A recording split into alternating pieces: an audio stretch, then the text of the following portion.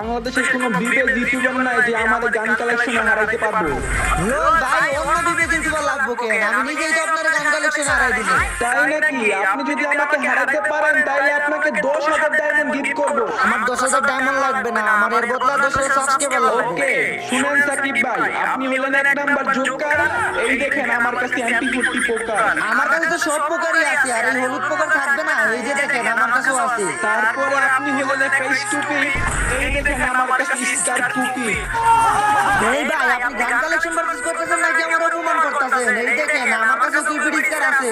আপনি দুইটা স্কিন দেখাইছেন, আমার কাছে দুইটা স্কিনই আছিল। এবার আমি দেখাইতাছি, এই যে দেখেন এই সেটের স্কিনটা পারলে দেখান। আরে বললাম না আমার কোন ইউটিউবার হারাতে পারবো না। এই দেখেন আমার কাছে সিটটিও আছে। নেন, এইবার পারলে টিয়া কালারের স্কার্টটা দেখান দেখি। ইয়া কালারের স্টার, এটা আবার কি স্কিন? এটা তো আমার কাছে না। তার মানে কি গান কালেকশন করতেছে আমি জিতলাম। গাইস তোমরা সবাই